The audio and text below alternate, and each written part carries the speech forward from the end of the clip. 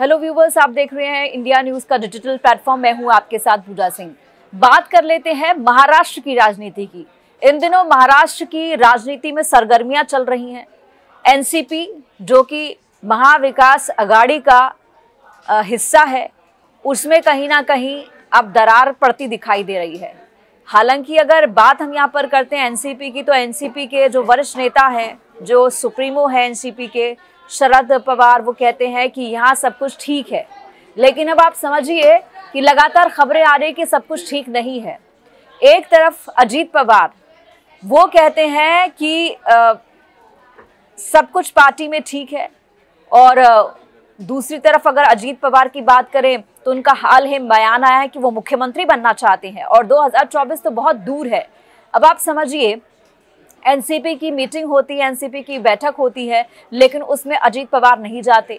कहा यह जाता है कि वो अपने कार्यक्रमों में व्यस्त है। उसके बाद शरद पवार यही कहते हैं कि पार्टी में कोई फूट नहीं पड़ी है।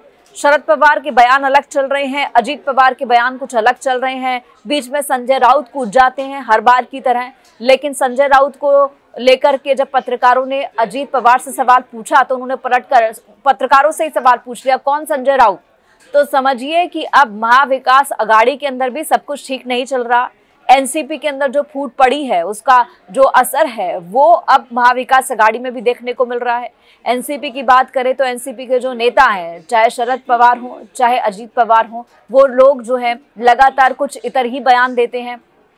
अडानी के मसले पर आपको शरद पवार का बयान याद ही होगा कि उसको लेकर के सवाल उठाए जा रहे हैं, लेकिन उसको लेकर के जेपीसी बनाने की मांग की जा रही है, जिसकी कोई ज़रूरत नहीं है। ऑलरेडी कोर्ट में मामला है, ये अजीत पवार ने कहा, ये शरद पवार ने कहा। उसके बाद अजीत पवार का बयान सामने आया कि ईवीएम को लेकर के जिस तरीके से शरद पवार के घर पर बैठक हुई थी, ये कहा गया। उसके बाद तमाम लोग वहां मौजूद हुए। जब अजीत पवार वहां से निकले तो उन्होंने कहा कि ईवीएम के अंदर तो गड़बड़ी की कोई संभावना नहीं है।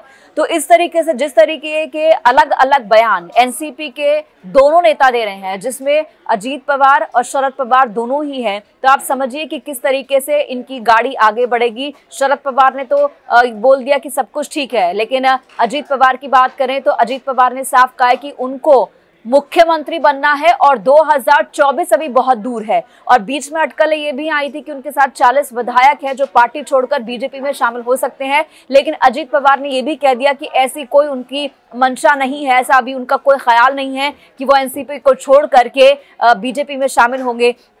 तो कहीं ना कहीं आप मान सकते हैं कि विपक्ष में इस वक्त महाविकास आघाड़ी है, एनसीपी है और कांग्रेस है और उद्धव ठाकरे की शिवसेना है। तो आप मान के चलिए कि तमाम अभी विपक्ष में है। तो किस तरीके से पॉसिबिलिटी बन सकती है कि अजीत पवार मुख्यमंत्री बनने का सपना देख रहे हैं 2024 से पहले। 2024 में लोकसभा चुनाव भी हैं, और ऐसे में उनके इस तरह के बयान, जाहिर सी बात है, कहीं ना कहीं पार्टी के बड़े नेताओं के माथे की शिकन बने हुए हैं, उनके लिए परेशानी का सबब बने हुए हैं। लेकिन अब देखना होगा कि महाराष्ट्र की ये सियासत कहाँ जाती है, और क्या वाकई में जिस तरीके से अजीत पवार ने अब तक ठीक से अपने पत्ते नहीं खोले हैं और वो लगातार इस तरह के इशारे दे रहे हैं कि मुख्यमंत्री तो उनको बनना है, 2024 भी दूर है, तो अगला कदम ऐसे में अजीत पवार का क्या होगा? इस खबर पर नजर हमारी रहेगी, अपडेट भी आपको आगे देंगे। लेकिन आपका क्या कहना है महाराष्ट्र की इस राजनीति पर, जरूर बताइएगा कॉमेंट बॉक्स में। Thank you so much.